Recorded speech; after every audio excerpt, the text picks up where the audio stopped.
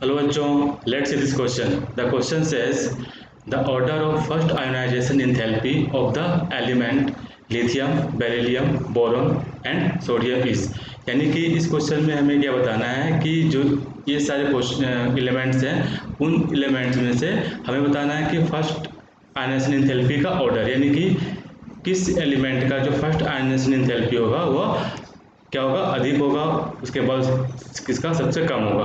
तो first ionization enthalpy कहने का मतलब ये हुआ कि किसी भी एटम में से जो लूजली बॉन्डेड इलेक्ट्रॉन होते हैं, यानी कि फर्स्ट लूजली बॉन्डेड इलेक्ट्रॉन को निकालने में जितनी एनर्जी हमें देनी पड़ती है उसे हम क्या कहते हैं, फर्स्ट आयनाइजेशन एंथैल्पी। यानी कि फर्स्ट इलेक्ट्रॉन को निकालने में जितनी एनर्जी देनी पड़ती है उसे हम लोग कहते हैं फर्स्ट आयनाइजेशन एंथैल्पी।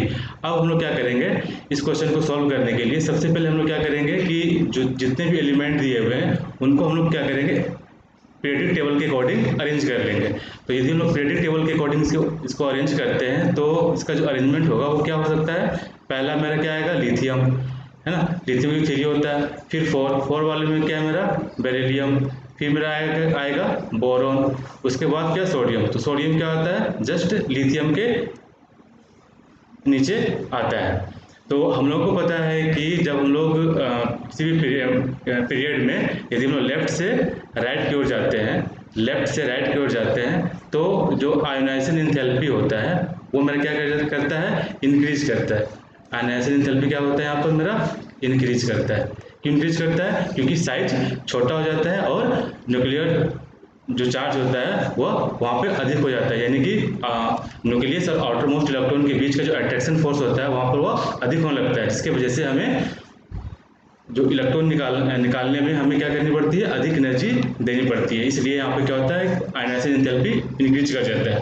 तो यहाँ पे एक छोटा सा मुद्दा ये उठता है कि यहाँ पर जो फर्स्ट आयनाइजेशन एंथैल्पी है वो ठीक है, अकॉर्डिंग टू ट्रेंड हम लोग मानते हैं कि ये लेफ्ट से राइट की ओर जाते हैं तो बढ़ता है। लेकिन बेरिलियम और बोरॉन के केस में क्या होता है, हालांकि बोरॉन का अधिक होना चाहिए था बट यहाँ पे क्या हो जाता है, बेरिलियम का अधिक हो जाता है। तो बेरिलियम का अधिक होने का पीछे एक रीज़न है। रीज़न क्या है, यदि हम लोग बेरिलियम और बोरॉन का जो कन्फिग्रेशन है, इस कन्फिग्रेशन को यदि हम लोग कंपेयर करें तो हमें क्या देखने को मिलता है, यदि इसका इलेक्ट्रॉनिक कन्फिग्रेशन लिखें तो 1:2:2s2। इसका यदि हम लोग लिखें क्या होगा, 1:2:2s2 एंड 2p1।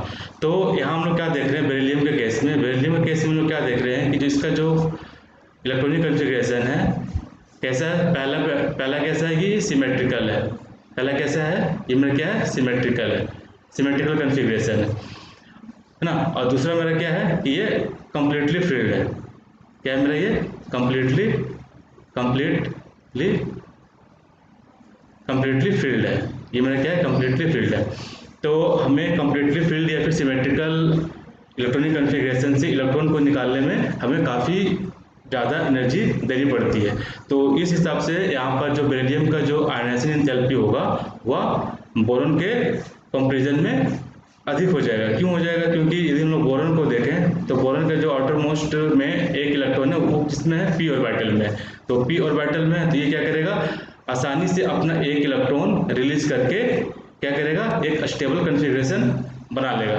तो यहाँ पे जो इसका जो आयनाइजेशन एंथैल्पी होगा वह क्या होगा, मेरा बोरॉन के रेस्पेक्ट में कम होगा। यानी कि इसका हम लोग लिखे इस तरह से, आयनाइजेशन एंथैल्पी ऑफ बेरिलियम क्या होगा, लेस देन होगा ionization enthalpy of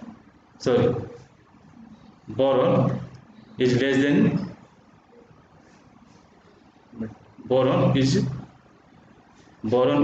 less than beryllium. यानी कि बेरिलियम का जो इलेक्ट्रॉनिक आयनाइजेशन एंथैल्पी होगा वह बोरॉन से अधिक होगा। वो क्या होगा, बोरॉन से मेरा अधिक यहाँ पे देखने को मिलेगा। यहाँ पे मेरा बोरॉन से क्या होगा, अधिक देखने को मिलेगा।